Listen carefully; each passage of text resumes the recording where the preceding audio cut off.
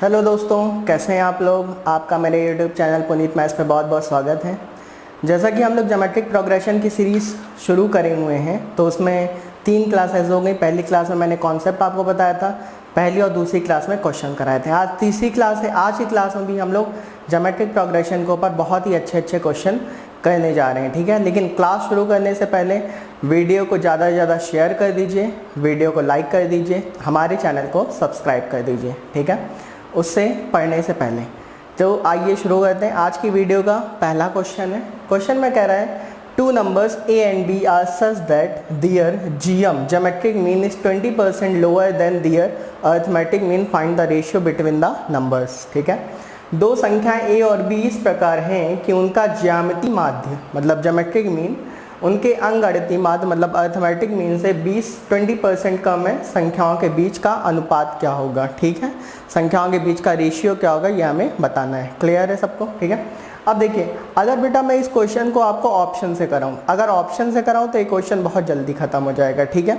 लेकिन अगर इस क्वेश्चन को मैं पूरा तरीके से कराऊं तो क्वेश्चन करने में थोड़ी सी दिक्कत होगी। क्लियर है, मतलब दिक्कत नहीं होगी, लेकिन हाँ थोड़ा सा प्रोसीजर लेंदी हो जाएगा, ठीक है। तो चलिए पहले मैं इस क्वेश्चन को आपको ऑप्शन से करना बताता हूँ, ठीक है। लेकिन उसके लिए हमारे पास ऑप्शन होने चाहिए। तो चलिए इस क्वेश्चन का मैं ऑप्शन ले लेता हूँ। इस क्वेश्चन के ऑप्शन जो है वो पहला ऑप्शन है 4:1, अगला ऑप्शन है 2:1, अगला ऑप्शन है 3:1 और अगला ऑप्शन है 4:3। क्लियर है, ठीक है। अगर मैं इस क्वेश्चन के ऑप्शन देखूं तो इस क्वेश्चन का ऑप्शन है 4:1, 2:1, 3:1, 4:3। क्लियर है। अब चलिए क्वेश्चन पे आ जाते हैं। ये देखिए, हमें दो संख्याएं माननी है और इन्हीं दोनों से क्या अनुपात बताना है। इसका मतलब ये जो अनुपात आया होगा बेटा वो a और b का आया होगा। अगर ये रेशियो a और b का आया होगा तो मैंने क्या कह दिया कि a की वैल्यू, सपोज दैट मैं पहला ऑप्शन देखता हूँ, ठीक है। a की वैल्यू मान लीजिए 4 है और b की वैल्यू 5 है, ठीक है। अगर मैं a की वैल्यू 4 ले लूँ, a की वैल्यू क्या ले लूँ, 4 ले लूँ और b की वैल्यू 1 ले लूँ, ठीक है। तो यहाँ पे बताइए इसका अरिथमेटिक मीन क्या होगा। इसका अरिथमेटिक मीन होगा, क्योंकि दो संख्याओं का अरिथमेटिक मीन निकालना है, तो 4 + 1/2 मतलब 5/2 मतलब 2.5 होगा। क्लियर है। अगर मैं ज्योमेट्रिक मीन देखूं तो इसका ज्योमेट्रिक मीन क्या होगा, √AB। दो संख्याओं का ज्योमेट्रिक मीन मैंने बताया था √AB होता है, तो √AB करेंगे तो 4 × 1 मतलब 2 होगा। क्लियर है। तो इसका अरिथमेटिक मीन 2.5 है, इसका ज्योमेट्रिक मीन 2 है। और क्वेश्चन में देखिए, आप क्वेश्चन की कंडीशन को मैं सेटिस्फाई करा दे रहा हूँ। क्वेश्चन में कह रहा है कि जो ज्योमेट्रिक मीन है वो अरिथमेटिक मीन से 20% कम है, ठीक है। तो बताइए यहाँ पे ये अरिथमेटिक मीन 2.5 है, ज्योमेट्रिक मीन 2 है, तो इसका मतलब ज्योमेट्रिक मीन कितना कम है। ज्योमेट्रिक मीन में जो डिक्रीमेंट आ रहा है, जो ज्योमेट्रिक मीन में डिक्रीमेंट आ रहा है वो 0.5 का आ रहा है, ठीक है। अगर यहाँ पे कम की बात हो रही है, इसका मतलब ज़्यादा वाले से भाग देंगे, तो 2.5 × 100, ठीक है। काटा 5 × 25, 100/5 कितना हो गया, 20%। ये देखिए, ये जब मैंने पहला ऑप्शन उठाया तो क्वेश्चन में दी गई कंडीशन को सेटिस्फाई कर रहा है, इसका मतलब यही हमारा क्या है, ऑप्शन है। तो इस क्वेश्चन का आंसर क्या होगा, 4:1। तो देखिए ऑप्शन से कैसे खत्म कर दिया। अच्छा, इस क्वेश्चन को मैं बिना इतना सब किए भी खत्म कर सकता था। कैसे, आपको सोचिए कि अगर मान लीजिए मैं 2 और 1 ले लेता, तो आप खुद देखिए 2 और 1 का जो ज्योमेट्रिक मीन होता वो √2 होता। अगर √2 किसी का ज्योमेट्रिक मीन आ रहा है तो क्या कभी 20% समथिंग आ सकता है, नहीं आ सकता है। कैलकुलेशन बहुत हैवी हो जाएगी, कभी भी 2:1 नहीं आ सकता है। 3:1 ले लेता हूँ तो यहाँ 3:1 रखूँ, √3 आ जाएगा, वो भी मामला फंस गया। 4:3 ले लूँ तो 4×3 = 12, 4×3 = 12, 2√2 आएगा, वो भी मामला फंस गया, ठीक है। इसका मतलब ये हो गया कि ये वाला ऑप्शन, ये वाला ऑप्शन, ये वाला ऑप्शन तो देखते ही मैं खत्म कर दूंगा। क्लियर है, ठीक है। और आप देखिए पहला ही ऑप्शन इसका एकदम करेक्ट आंसर होगा, तो इसका आंसर क्या होगा, 4:1। मैंने कुछ किया नहीं है, बस ऑप्शन उठाया 4:1, 4 लिया, अरिथमेटिक मीन निकाला 2.5 है, ज्योमेट्रिक मीन निकाला 2 आया। हमसे कह रहा था ज्योमेट्रिक मीन 20% कम है, तो ज्योमेट्रिक मीन कितना कम है, 0.5 कम है। जब भी कम की बात होती है किससे भाग देते हैं, ज़्यादा वाले से।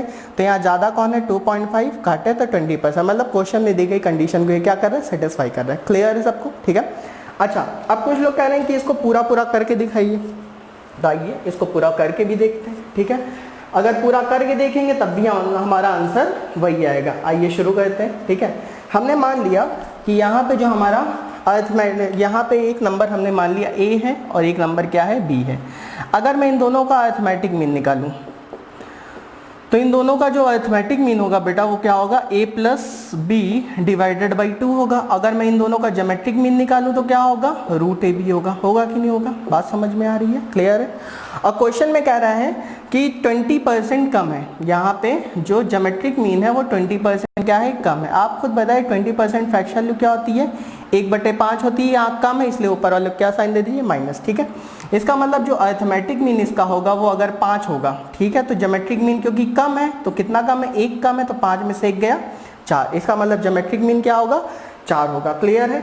अब देखिए यहाँ पे अरिथमेटिक मीन हमारा था a plus B divided by 2 और ज्योमेट्रिक मीन था रूट ए, बस दोनों को मैंने डिवाइड कर दिया, इज इक्वल टू यहाँ पे भी अरिथमेटिक मीन कितना है 5, ज्योमेट्रिक मीन 4 है, क्लियर है। इसके बाद मैं क्या करूंगा, यहाँ पे कंपाउंडर थ्योरम लगा दूंगा। कंपाउंडर थ्योरम कब लगा सकते हैं, जब भी दो रेशियो आपस में बराबर हो, जब भी दो रेशियो आपस में बराबर हो और यहाँ पे भी दो रेशियो आपस में बराबर हो तो मैं कंपाउंडर थ्योरम मतलब युगांतर अनुपात का नियम लगा सकता हूँ, ठीक है। अगर मैं युगांतर अनुपात का नियम लगाऊंगा तो एक बार न्यूमरेटर में मैं डिनोमिनेटर जोड़ दूंगा, मतलब a plus B plus 2 root A B हो जाएगा, क्लियर है। और एक बार न्यूमरेटर में डिनोमिनेटर घटा दूंगा, मतलब a plus B minus 2 root A B हो जाएगा, ठीक है। इसी तरह यहाँ पे भी यही काम करूंगा, 5 प्लस 4 और 5 माइनस 4, क्लियर है, ठीक है। तो यहाँ 5 4 9 9/1 हो गया, क्लियर।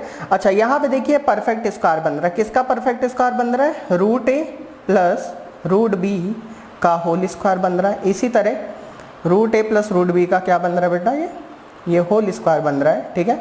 इसी तरह ये भी परफेक्ट स्क्वायर बन रहा है किसका, root A minus root B का whole square is equal to 9/1, clear है। यहाँ तक बात समझ में आ रही है। इसको मैं मिटा दे रहा हूँ ऊपर से, यहाँ पे ये स्क्रीनशॉट ले लीजिए इसका। तो अब आगे की बात करते हैं।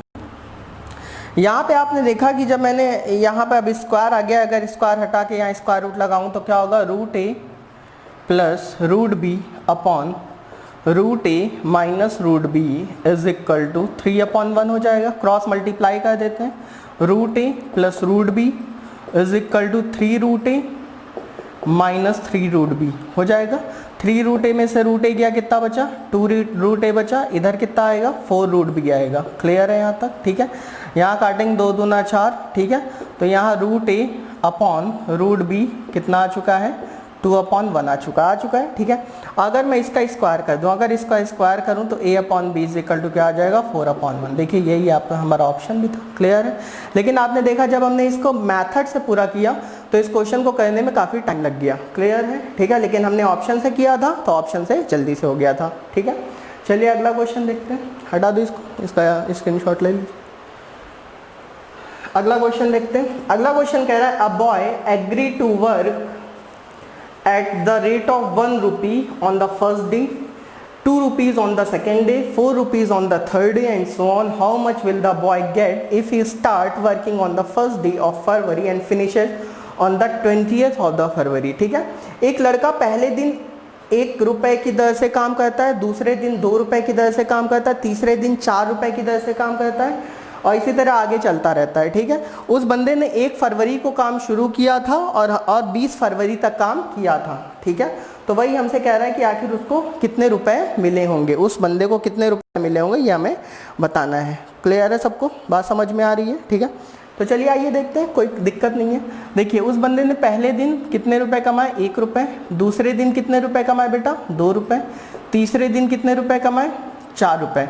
तो आप खुद देखिए यहाँ पे एक सीरीज नहीं बन जा रही है, यहाँ पे 1 + 2 + 4 और इसी तरीके से अगले दिन जब कमाएगा तो 8 रुपए कमाएगा, ठीक है। और ये जो सीरीज बने क्योंकि पहले 1 फरवरी से काम किया, 20 फरवरी तक करे, इसका मतलब 20 दिन तक काम किया, इसका मतलब कितने टर्म्स तक की सीरीज बनेगी, 20 टर्म तक की सीरीज बने, मतलब इस सीरीज में कितने नंबर आएंगे, 20 नंबर आएंगे, क्लियर है, ठीक है। और ये देखिए एक जीपी बन गई क्योंकि हमने देखा 2/1 किया, कॉमन रेशियो 2 आ गया, 4/2 किया तब भी कॉमन रेशियो 2 आ गया, ठीक है। तो इस सीरीज का जो फर्स्ट टर्म है वो 1 है, कॉमन रेशियो कितना है, 2 है, नंबर ऑफ टर्म्स कितने 20 है, ठीक है। तो हमसे कह रहा है कि उसे कितने रुपए मिले होंगे, सम निकालना है, तो सम आइए निकाल देते हैं। सम कैसे निकालेंगे, आपको पता है कि जब भी कोई सीरीज जीपी में होती तो उसके सम का जो फॉर्मूला होता है वो क्या होता है, a r की पावर n आर की पावर एन मतलब 2 की पावर 20 माइनस 1, क्योंकि यहाँ पे फॉर्मूला ये वाला इसलिए लगे क्योंकि आर की वैल्यू 1 से ज़्यादा है। फॉर्मूला बताया था ना, ए आर की power N minus 1 divide by R minus 1, ठीक है। तो यहाँ पे 2 माइनस 1 हो जाएगा, क्लियर है। तो यहाँ पे 1 तो हट ही जाएगा, तो 2 की पावर 20 माइनस 1, नीचे भी 1 आ जाएगा। तो फाइनली इस क्वेश्चन का आंसर क्या आ जाएगा, ठीक है। तो उस बंदे को 2 की पावर 20 माइनस 1 रुपए मिले होंगे, मतलब 2 की पावर 20 की जो भी वैल्यू होगी उसमें एक घटा लेंगे तो हमारा आंसर आ जाएगा। क्लियर है सबको, बात समझ में आ रही है। ये क्वेश्चन तो आसान था। चलिए अगला क्वेश्चन देखते हैं, हटा दो इसको, इसका स्क्रीनशॉट ले लीजिए।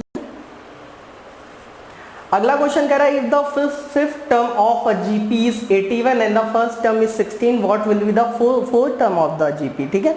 यदि किसी जीपी का पांचवा पद 81 है, पहला पद यहाँ पहला लिख लीजिए, ठीक है। पहला पद 16 है, तो उस जीपी का चौथा पद क्या होगा ये हमसे कह रहा है, ठीक है। कह रहा है पांचवा पद 81, इसका मतलब T5 की वैल्यू दी गई है। आपको पता है कि Tn का जो फॉर्मूला होता है बेटा, Tn का फॉर्मूला क्या होता है, a r to the power n minus 1 होता है ना, ठीक है, ये बताया था। तो अगर इसमें पांचवा पद निकालना है तो क्या होगा, a r की पावर 5 माइनस 1 4, ए आर की पावर 4 होगा, ठीक है। और ए आर की पावर 4 की वैल्यू मुझे 81 दे रखी है ना, क्योंकि कह रहा है ना पांचवा पद 81 है। और क्वेश्चन में कह रहा है पहला पद 16 है। अगर पहला पद 16 इसका मतलब ए की वैल्यू भी मुझे दे रखी कितनी है, 16 है, ठीक है। अगर मैं यहाँ 16 रख देता हूँ, तो क्या होगा, 16 R to the power 4 is equal to 81, ठीक है। तो आर की power 4 is equal to 81 upon 16, इसका मतलब आर की वैल्यू क्या आ गई, 3/2। कैसे आ जाएगी, क्योंकि 3 की पावर 4 81 होता है और 2 की पावर 4 16 होता है, ठीक है। तो पावर 4 से पावर 4 का आर की वैल्यू कितनी आ जाएगी, 3/2 आ जाएगी। यहाँ तक बात समझ में आ गई, ठीक है। अच्छा, क्वेश्चन में कह रहा है इसका फोर्थ टर्म निकालना है, तो T4 निकालना। T4 क्या होगा, ए आर क्यूब होगा, क्योंकि ए आर की पावर n माइनस 1 है, ठीक है, ए आर क्यूब होगा। तो ए की वैल्यू कितनी बेटा, 16 है। आर की वैल्यू 3/2 यहाँ रखे, 3 का क्यूब होता है 27, 2 का क्यूब होता है 8, ठीक है। तो 8 दूना 16, 27 दूना 54, ठीक है। तो यही हमारा क्या है आंसर। तो इस सीरीज का जो फोर्थ टर्म होगा वो कितना होगा बेटा, 54 होगा। इस सीरीज का जो फोर्थ टर्म होगा वो 54 होगा। ये बात आपको समझ में आ गई हो, कोई कठिन क्वेश्चन नहीं था ये, ठीक है, आसान क्वेश्चन था। इसका स्क्रीनशॉट ले लीजिए। चलिए अगला क्वेश्चन देखते हैं। अगला क्वेश्चन कुछ इस तरह से कह रहा है, the fourth 7th and 10th term of a GP are P, Q, R respectively। कह रहा है तो पी क्यू आर में रिलेशन क्या होगा, ठीक है। किसी जीपी का चौथा, 7वां और 10वां पद क्रमशः P, Q, R है, तो पी क्यू आर के बीच संबंध क्या होगा। क्वेश्चन में कह रहा है कि जो इसका फोर्थ टर्म है, 7th टर्म है, ठीक है, और 10th टर्म है ना। कह रहा है फोर्थ टर्म हमारा क्या है, P है, 7 टर्म हमारा Q है और 10 टर्म हमारा R है, ठीक है। तो कह रहा है पी क्यू आर में रिलेशन क्या होगा। मैं इसको डायरेक्ट बता सकता हूँ, इसका आंसर होगा Q² बराबर PR, क्योंकि अगर 4, 7 और 10 टर्म हमारे GP में है, इसका मतलब जो 7 टर्म होगा वो इसका और इसका ज्योमेट्रिक मीन होगा, गुणोत्तर माध्य होगा। इसको मैं प्रूव भी कर सकता हूँ, आप खुद देखें। 4 और 7 के बीच में 2 टर्म आएंगे, 5वां और 6ठा, और 7 और 10 के बीच में 2 टर्म आएंगे, 8वां और 9वां, ठीक है। मतलब इसके बीच में भी 2 टर्म आ रहे हैं, इसके बीच में भी 2 टर्म आ रहे हैं। इसका मतलब इधर से इधर आओ तब भी डिफरेंस सेम है, इधर से इधर आओ तब भी डिफरेंस सेम है। इसका मतलब मैं गारंटी के साथ कह सकता हूँ कि जो 7 टर्म होगा वो 4th और 10th टर्म का क्या होगा, ज्योमेट्रिक मीन होगा। अगर ये तीनों टर्म जीपी में है तो 3 टर्म जीपी में होते तो आपको पता है बीच वाला टर्म किस ज्योमेट्रिक मीन कहलाता है, गुणोत्तर माध्य कहलाता है। इसका मतलब Q बराबर पी आर √PR होगा, तो Q² बराबर क्या होगा, PR। नहीं समझ में आ रहा है तो ऐसे समझ लीजिए, मैं इसको एग्जांपल देके समझा सकता हूँ, ठीक है। जैसे मान लीजिए मैंने एक टर्म मान लिया 2, ठीक है। 2 के बाद 4, एक सीरीज ले लेता हूँ, 4 के बाद 8, 8 के बाद 16, 16 के बाद 32, 32 के बाद 64, ठीक है। और इसी तरह हम चलते चले गए, क्लियर है, ठीक है। जैसे मान लीजिए मैंने यहाँ पे एक टर्म ले लिया 2, ठीक है, फर्स्ट टर्म ले लिया 2 टर्म हमने छोड़ दिए, ठीक। फिर तीसरा टर्म ले लिया 16, ठीक। फिर 2 टर्म छोड़ दिए, फिर अगला टर्म क्या आएगा, 128 आएगा, क्लियर है। तो मैं यही चीज़ कह रहा हूँ कि ये जो 16 होगा, ये 2 और 128 का ज्योमेट्रिक मीन होगा, गुणोत्तर माध्य होगा। और मैं प्रूव भी कर सकता हूँ, कैसे, आप खुद देखिए कि √128 इंटू 2 अगर करें तो 128 दूना 256 होता है, 256 की वैल्यू क्या होती है 16 होती है। देखिए 16 आ गया कि नहीं आ गया, बात समझ में आ रही है, क्लियर है, यही चीज़ मैं कह रहा हूँ आपको, बात समझ में आई, ठीक है। कि यहाँ पे भी मैंने देखिए सेम टर्म छोड़े थे, यहाँ पे भी सेम टर्म, तो यहाँ पे भी मैंने 4 8 छोड़ा, ये पूरी सीरीज एक जीपी में थी, और यहाँ पे भी सेम टर्म छोड़ा, यहाँ पे भी 2 टर्म छोड़े, तो हमने कहा कि ये जो 2 और 128 का ज्योमेट्रिक मीन होगा वो पक्का क्या होगा 16 होगा। देखिए आ भी रहा है 16, इसका मतलब जो बात मैंने कही वो एकदम सही कही, बात समझ में आ गई, ठीक है। चलिए अगला क्वेश्चन देखते हैं, इसको स्क्रीनशॉट ले लीजिए, इसका आंसर क्यू इसका बराबर पी आ रहेगा। अगला क्वेश्चन शायद एपी का आ गया है, एक क्वेश्चन बीच में पड़ गया है, ठीक है, चलिए देख लेते हैं, कोई दिक्कत नहीं है। क्वेश्चन में कह रहा है कि find the sum of the integers between 1 and 100 that are multiples of 7, ठीक है। 1 और 200 के बीच पूर्णांकों का योग क्या होगा, 1 और 200 के बीच पूर्णांकों का योग क्या होगा जो 7 के गुणक है, मतलब 7 के वो मल्टीपल होने चाहिए, ठीक है। अगर 7 के मल्टीपल है इसका मतलब 7 के टेबल में आनी चाहिए, इसका मतलब पहला टर्म 7 होगा, दूसरा 14, मतलब 7 का टेबल हमें लिखना है 200 तक, ठीक है। तो चलिए 7 14 21 ऐसे लिख तो लिया, ये बात तो सही है, लेकिन ये बताइए 7 का मल्टीपल 200 से पहले आखिरी टर्म क्या होगा, ठीक है। देखिए 200 तो 7 से कटता नहीं है, ठीक है, चेक करना पड़ेगा थोड़ा सा। अब 199 देखिए 7 से कटता है क्या, 7 दूना 14, 5 59 आएगा, नहीं कटेगा, ठीक है। 198 कटता है क्या, 7 दूना 14, 5 आएगा, 58 नहीं कटेगा, ठीक है।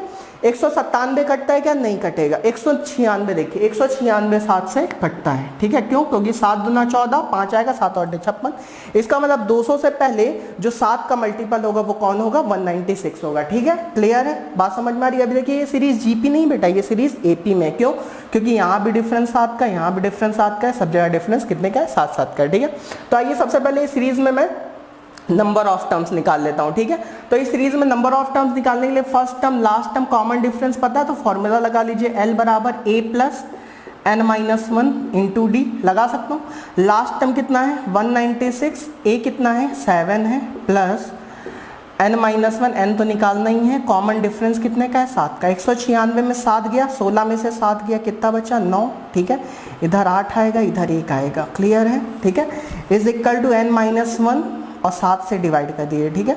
तो 7 दूना 14 और 7 7 49, n माइनस 1, तो n इज इक्वल टू कितना आ गया 28। इसका मतलब इस सीरीज में जो नंबर ऑफ टर्म्स हैं वो कितने हैं 28 है, लेकिन हमें नंबर ऑफ टर्म्स नहीं निकालने था, हमें तो सम निकालना था। अगर सम निकालना तो सम का फॉर्मूला मैंने बताया s बराबर n/2 a प्लस l, बताया है ना AP में, ठीक है। तो n की वैल्यू कितनी 28 है, 28/2, फर्स्ट टर्म कितना है 7 है, लास्ट टर्म कितना है 196 है, क्लियर है, ठीक है। इसको काटेंगे कितना आएगा 14 आएगा, ठीक। तो s बराबर क्या आ जाएगा 14 इंटू 196 में 7 अगर जोड़ेंगे तो कितना आएगा 203 आ जाएगा, क्लियर है। तो इसको 14 से गुणा कर ले, 14 28, 14 त्रिक 42, ठीक है, और 14 दूना 28, तो इसका आंसर क्या आ गया 2842, ठीक है। तो इस सीरीज का जो आंसर आएगा वो कितना आएगा 2842, क्लियर है, ठीक है। ये सीरीज जीपी में थी, 7 के मल्टीपल का हमें बताना था, तो इसका 7 का टेबल लिखना पड़ेगा, 7 दूना 14, 7 21, और 200 के पहले 7 से कटने वाला टर्म क्या है 196 है, ठीक है। इसके बाद मैंने नंबर ऑफ टर्म्स निकाल दिए एपी में, फिर सम वाला फॉर्मूला लगा दिया, ठीक है। एपी का एक क्वेश्चन था बीच में आ गया था, कर लिया, ठीक है। अगला क्वेश्चन देखते हैं, अगला क्वेश्चन थोड़ा सा अच्छा क्वेश्चन है। क्वेश्चन में कह रहा है 3 distinct number x y z form a GP in order that and the numbers x plus y, y plus z, z plus x form an AP in that order. Find the common ratio of the GP. 3 अलग अलग संख्याएं x y z GP में है, संख्याएं x plus y, y plus z, z plus x AP में है, तो GP का कॉमन रेशियो क्या होगा, GP का कॉमन रेशियो क्या होगा ये हमें बताना है, ठीक है। अब इस क्वेश्चन को करने से पहले मैं ऑप्शन लिख दे रहा हूँ, क्योंकि इस क्वेश्चन को ऑप्शन से, और पहले ऑप्शन से करना बता दूंगा फिर तरीके से करना बता दूंगा, ठीक है। इस क्वेश्चन को ऑप्शन से देखिए कैसे करेंगे। इस क्वेश्चन का पहला ऑप्शन 1 है, अगला ऑप्शन -2 है, अगला ऑप्शन 2 है, और अगला ऑप्शन है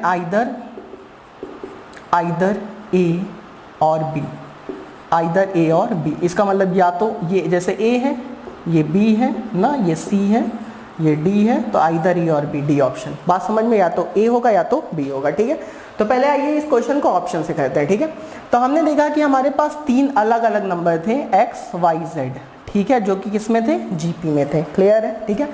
अगर जीपी में है तो हमने मान लिया, हमने अपने मन से मान लिया कि इसका पहला टर्म 1 होगा, सपोज दैट, ठीक है, पहला टर्म क्या होगा 1 होगा, ठीक है, पहला टर्म 1 होगा और मैंने मान लिया कि कॉमन रेशियो भी इसका क्या होगा 1 होगा। बात समझ में आ रही है? इस जीपी में जो एक्स वाई जेड 3 टर्म थे तो मैंने अपने मन से मान लिया कि इसका पहला टर्म 1 होगा। आप कुछ और मानना है तो कुछ और भी मान सकते हैं, ठीक है, कोई दिक्कत नहीं है, ठीक है। तो पहला टर्म मैंने 1 मान लिया और इसका कॉमन रेशियो भी हमने क्या मान लिया, ऑप्शन से 1 मान लिया, ऑप्शन से कर रहे हैं ना अभी, ठीक है। कॉमन रेशियो मैंने 1 मान लिया, इसका मतलब जो अगला टर्म होगा वो भी 1 होगा और जो अगला टर्म होगा वो भी 1 होगा। क्यों? क्योंकि कॉमन रेशियो 1 तभी आ सकता है जबकि ये भी 1 हो और ये भी 1 हो, ठीक है। इसका मतलब जीपी में जो x आ गया 1 आ गया, y आ गया 1 आ गया और z आ गया वो भी 1 आ गया। और जो एपी में हमारे टर्म थे वो क्या क्या थे, x plus Y, y plus Z और z प्लस एक्स थे। एपी में ये 3 टर्म थे। क्लियर है सबको? ठीक है। अगर x की वैल्यू 1 है, y की वैल्यू 1 है, इसका मतलब एपी में जो आएगा 2 आएगा, यहाँ पे भी 2 आएगा और यहाँ पे भी 2 आएगा। बात समझ में आ रही? और देख लिए क्या ये एपी में आ रहा है 2 माइनस 2 0, 2 माइनस 2 0। इसका मतलब यहाँ पे भी डिफरेंस क्या आ रहा है, सेम आ रहा है, ठीक है।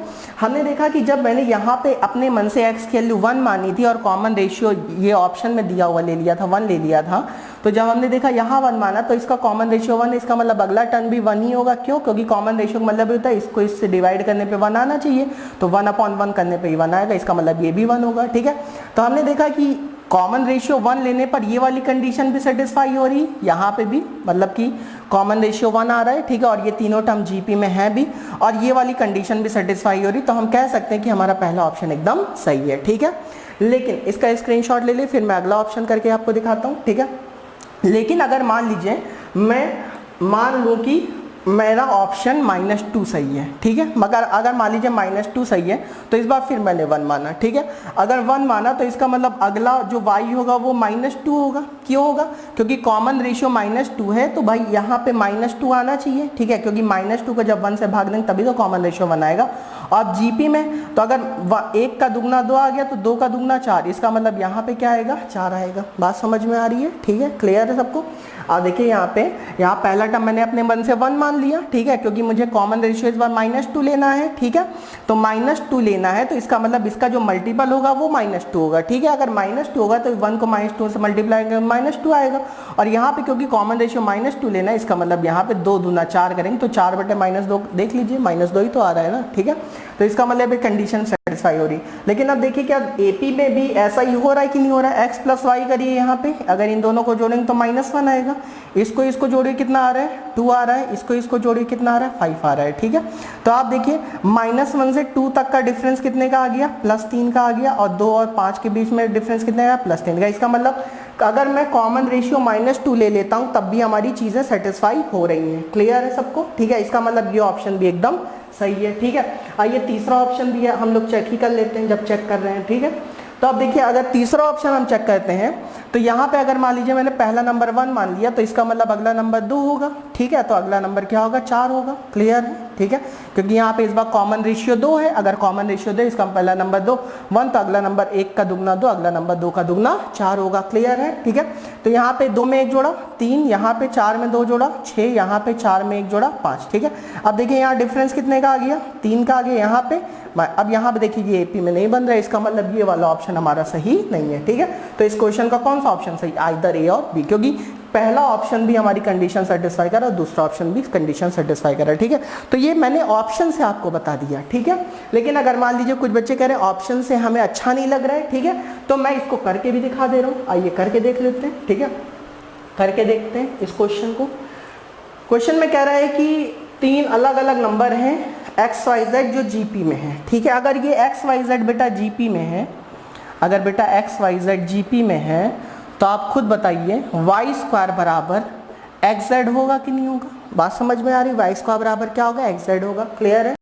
इसी तरह अगर x plus y, y plus Z plus x, अगर x plus y, y plus Z और z plus x, z plus x हमारे एपी में है, तो मैं कह सकता हूं कि जो y प्लस जेड होगा वो x plus Y plus Z plus X का आधा होगा। क्यों? क्योंकि अगर एपी में इसका बीच वाला अरिथमेटिक मीन का काम करेगा, इसका इन दोनों का जोड़ के बटे 2 करने पे इसकी वैल्यू आनी चाहिए। क्रॉस मल्टीप्लाई करते हैं, 2y plus 2z is equal to क्या होगा, x plus Y plus Z plus X होगा, ठीक है। आप देखिए यहाँ पे 2i में से y गया, कितना बचा y, ठीक है। 2z में से यहाँ से y गायब हो गया, 2z में से z गया, कितना बचा z, और इधर कितना आ गया 2x, ठीक है। तो यहाँ पे y प्लस z की वैल्यू कितनी आ गई 2x आ गई। मैं ये भी कह सकता हूँ z बराबर क्या आ गया 2x माइनस y आ गया, नहीं आ गया, बात समझ में आ रही है। एक कंडीशन यहाँ से आई, एक कंडीशन यहाँ से आई, ठीक है। तो z बराबर 2x माइनस y आ गया, यहाँ तक आप नोट कर लीजिए, ठीक है, क्लियर है। इसका स्क्रीनशॉट ले लीजिए क्योंकि इसको करना पड़ेगा पूरा। अब यहाँ पे मैं ये पूरा मिटा दे रहा हूँ, ठीक, इसको मिटा दिया। यहाँ पे याद रखिए z बराबर क्या आया था 2x माइनस वाई, ठीक। अब यहाँ पे अगर मैं z की वैल्यू मैं 2x माइनस वाई इस वाली कंडीशन में रख देता हूँ, इस वाली कंडीशन, पहली कंडीशन, ठीक है। तो क्या होगा वाई स्क्वायर बराबर 2x square minus x Y होगा, नहीं होगा, ठीक है। अगर मैं इसको इधर ले आऊँ तो क्या होगा Y square plus X Y minus 2x square बराबर 0। अब मैं थोड़ा सा यहाँ पे थोड़ा सा कॉमन लेने के लिए यहाँ पे मैंने क्या किया, अपनी तरफ से एक एक्स वाई जोड़ दिया। अगर एक एक्स वाई जोड़ेंगे तो ये 2x वाई होगा, और एक एक्स वाई घटा दिया तो ये माइनस एक्स, क्योंकि अपनी तरफ से एक्स वाई जोड़ा है तो एक्स वाई घटाना पड़ेगा, और माइनस क्या हो गया ये 2x स्क्वायर हो गया इज इक्वल टू 0। बात समझ में आ रही है, ठीक है। यहाँ पे y कॉमन ले लीजिए, y कॉमन लेंगे तो क्या आएगा y प्लस 2x आएगा, माइनस x कॉमन ले लिया तो क्या आएगा y प्लस 2x आएगा बराबर 0, ठीक है। यहाँ y माइनस एक्स एक ब्रैकेट में आ जाएगा और एक ब्रैकेट में आएगा y प्लस 2x बराबर क्या 0, ठीक है। अगर यहाँ y माइनस एक्स बराबर 0 तो y बराबर x होगा, तो y upon X is equal to क्या आ गया 1 आ गया इस वाले से, ठीक है। और यहाँ पे क्या आएगा y बराबर माइनस 2x आएगा, तो y अपॉन एक्स बराबर क्या आ गया माइनस 2 आ गया, क्लियर है, ठीक है। तो आपने देखा कि यहाँ पे भाई जो अगर x y z GP में तो जो इसका कॉमन रेशियो होगा वो y अपॉन एक्स ही तो आएगा ना, और y अपॉन एक्स के लिए यहाँ 1 आ रही है और क्या आ रही है माइनस 2 आ रही है, तो देख लीजिए आइदर वन हो A और B होगा, ठीक है। तो आपने देखा कि ऑप्शन से करने में कितनी जल्दी खत्म हो गया था क्वेश्चन, और तरीके से करने में थोड़ा सा टाइम लगा था, क्लियर है, ठीक है। भाई आप लोग से मैं यही कहना चाहूँगा कि आप लोग वीडियो देखना शुरू कर दीजिए, ठीक है। अगर घर में पढ़ाई नहीं कर रहे हैं, सीरियस ज़रा सा भी नहीं है, तो पढ़ना शुरू कर दीजिए, क्योंकि ये मौका अगर आपने गंवा दिया फिर आने वाले एग्ज़ाम आपके हाथ से निकलते जाएंगे। अभी जो आपका टाइम वेस्ट हुआ है आगे भी आपका टाइम वेस्ट होता चला जाएगा। बात समझ में आ रही है, ठीक है। तो ये वीडियो अच्छे से देखते जाइए, नोट्स बनाते जाइए, कभी भी मैं इन नोट्स को मांग सकता हूँ आपसे, इसलिए नोट्स बनाते जाइए, क्लियर है, ठीक है। चलिए आइए शुरू करते हैं अगला क्वेश्चन।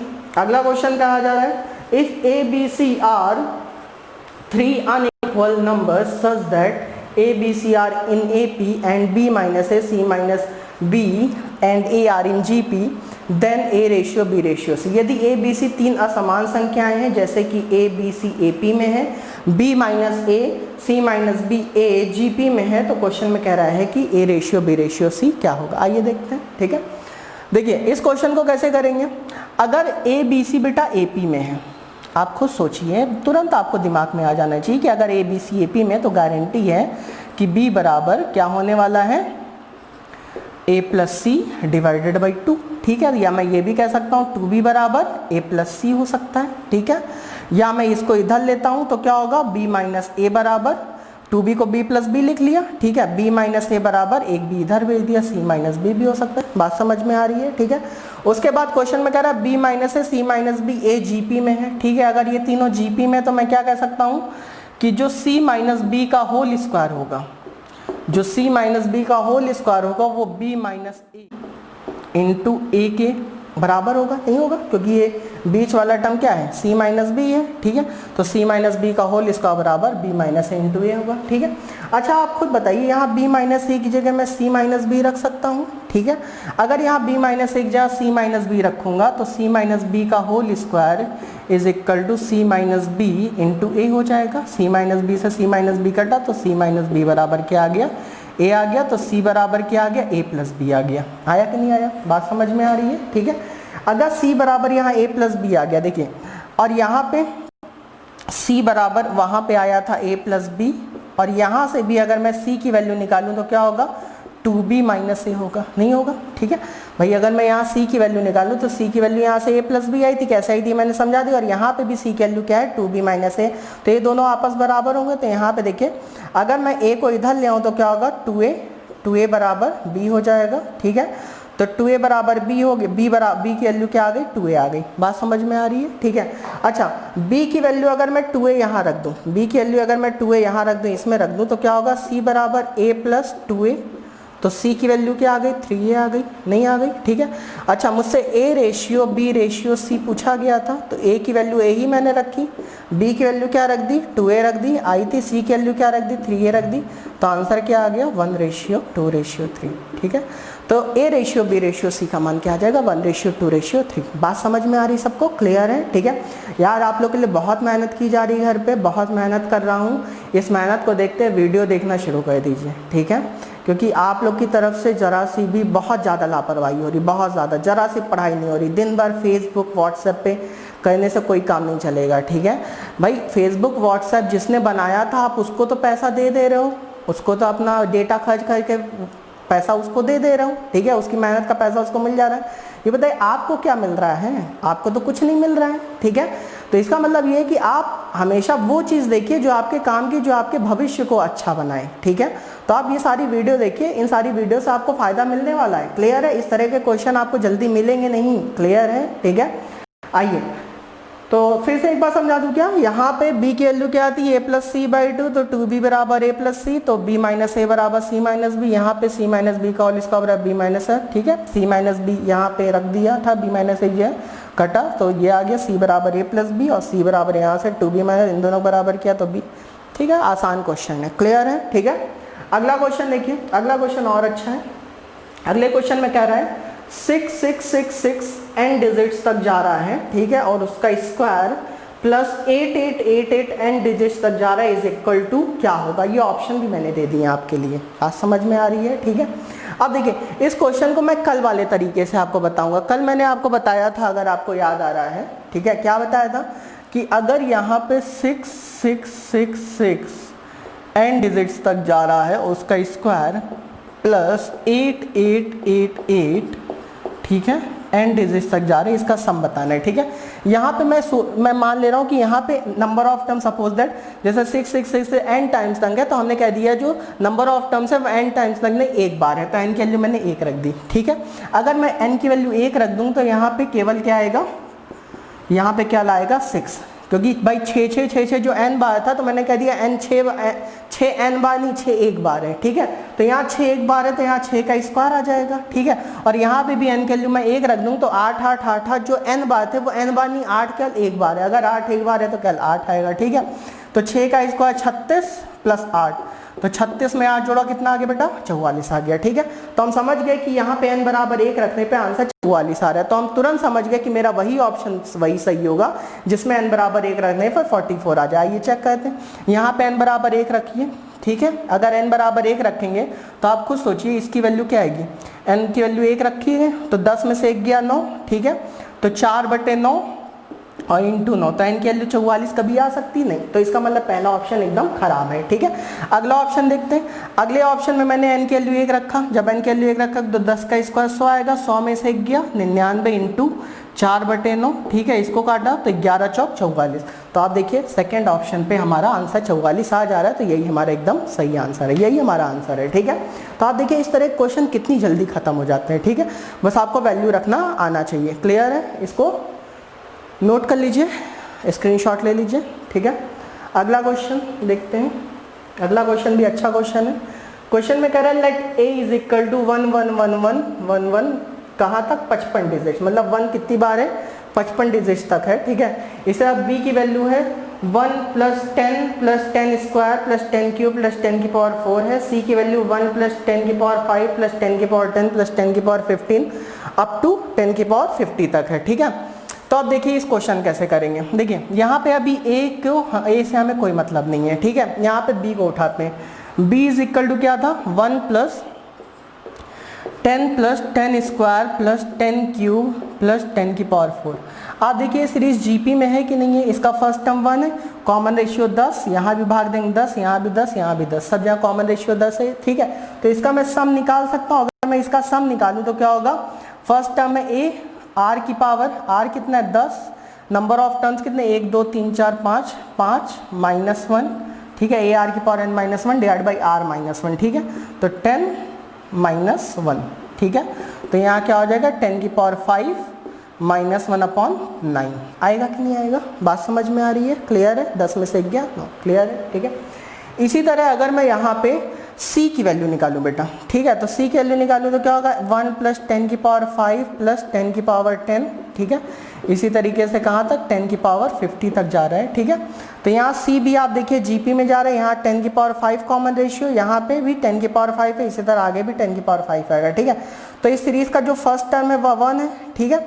r कितना है 10 की पावर 5 है, ठीक है। r की power n, number of terms कितने, अब देखिए नंबर ऑफ टर्म्स कितने हैं, देखिए ध्यान देखिए, आप देखिए यहाँ 10 की पावर 5 है और यहाँ 50 है, ठीक है, और 5 के डिफरेंस है। तो एक तरह से 5 का टेबल लिखा हुआ है, तो 5 का टेबल अगर पढ़ो, 5 का टेबल अगर 10 बार पढ़ो तभी तो 50 आता है ना। तो इसका मतलब यहाँ से लेकर यहाँ तक तो 10 टर्म होगा और ये एक टर्म और होगा, इसका मतलब टोटल कितने टर्म है 11, ठीक है। -1 डिवाइडेड बाई r-1, तो r कितना था 10 की पावर 5 माइनस 1। क्लियर है सबको? बात समझ में आ रही है, ठीक है। तो यहाँ c की वैल्यू क्या आ गई 10 की पावर 11 × 5 = 55 -1 डिवाइडेड बाई 10 की पावर 5 -1। क्लियर है, ठीक है। अब देखिए यहाँ पे जानते हैं आपसे a b c में रिलेशन पूछ रहा है, ठीक है। अगर ऑप्शन अगर आपके पास होता तो आप समझ जाते, यहाँ पे जो पूछ रहा है वो a b c में रिलेशन पूछ रहा है, ठीक है। तो अब यहाँ पे मैं क्या करूँगा, ये वाली सीरीज है और ये वाली सीरीज है, इन दोनों को मल्टीप्लाई कर दूंगा, ठीक है। अगर यहाँ पे मैं मल्टीप्लाई करता हूँ, ठीक है, यहाँ पे मैं मल्टीप्लाई करता हूँ, इधर इसको स्क्रीनशॉट ले लीजिए, फिर ऊपर ही कर देता हूँ, ठीक है। अगर मैं यहाँ पे इन दोनों सीरीज को मल्टीप्लाई करता हूँ तो b इंटू सी बराबर क्या होगा 10 की पावर 5 -1/9 इंटू सी कितना है ये 10 की पावर 55 -1/10 की पावर 5 -1, ठीक है। ये दोनों कैंसिल आउट हो गए, ठीक है। तो b इंटू सी कितना आ गया 10 की पावर 10 टू द पावर, इसको मिटा दूँ मैं, ठीक है। b इंटू सी कितना आ गया 10 की पावर 55 -1/9, ठीक है। अब तो अभी कुछ समझ नहीं आ रहा है क्या करें, ठीक है, इसको बिठा दे रहा हूँ मैं, ठीक है। स्क्रीनशॉट आपने ले लिया होगा, हाँ।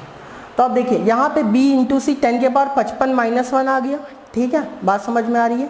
अच्छा आप खुद बताइए, यहाँ पे a बराबर दिया था 1 1 1 1 कितने तक 55 डिजिट दिए थे, ठीक है। ध्यान से सुनिएगा, आप बताइए 10 के स्क्वायर में से अगर 1 घटाएं ना, ध्यान से सुनिएगा, 10 के स्क्वायर में से 1 घटाएं तो कितनी बार 9 आते हैं? 2 बार 9 आते हैं, नहीं आते भाई। 10 का स्क्वायर 100, 100 में से 1 गया 99, 2 बार 9 आए।